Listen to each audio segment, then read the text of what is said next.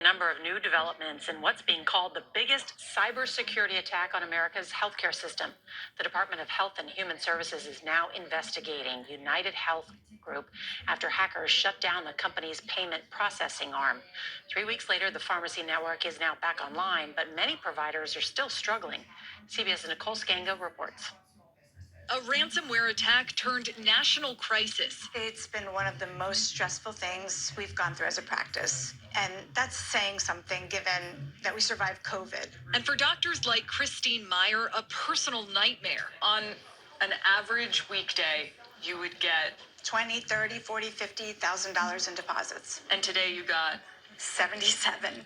The hack targeted Change Healthcare, a unit of United Health, forcing the nation's largest medical payment system offline on February 21st, leaving hospitals and medical practices in a cash crunch. So to find ourselves suddenly, looking at our home and its value and can we afford to put it up to pay our employees is a terrible feeling. White House officials cracking down on United Health Tuesday. HHS Secretary Javier Becerra demanding the company front hospitals and doctors more emergency funds. how are you holding them accountable? We will not continue to work with a clearinghouse exchange operation if it can't provide the payment for the services that our patients need. Dr. Meyer stresses it's not just a payroll problem, it's a patient problem. I'm most worried about having to reduce our hours. Our patients that can't come here for their routine things, their sore throats, their cough, their blood pressure checks, where are they going to go?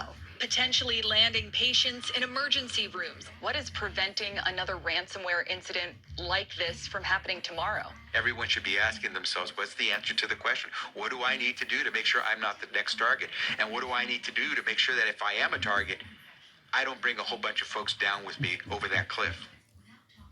Concerns about a potential patient data breach have also prompted at least 6 class action lawsuits.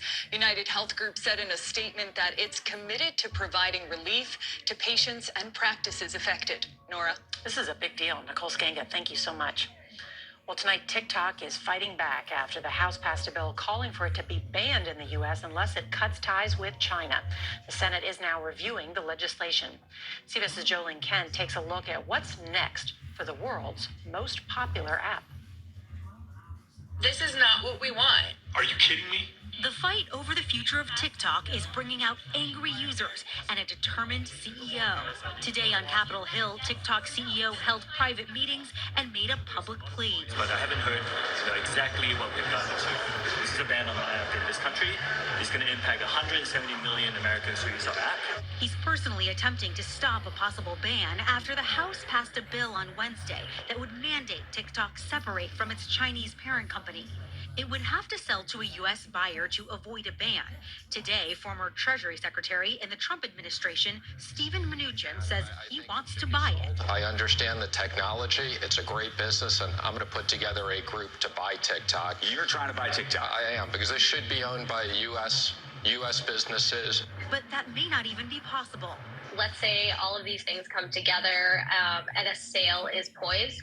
The Chinese government could very well stop it. It's unclear if the algorithm, is something that could even be exported to another country.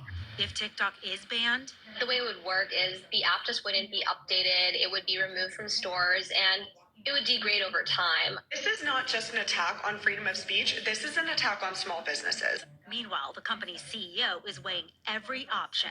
We will continue to do all we can, including exercising our legal rights, to protect this amazing platform that we have built with you.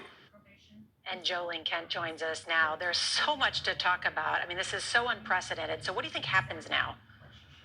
Nora, it's up to Majority Leader Schumer to schedule a Senate vote. And if the bill passes, President Biden says he will sign it.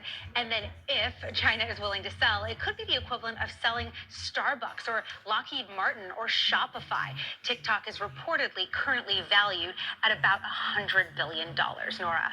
Just incredible, Jolene Kent. Thank you for this.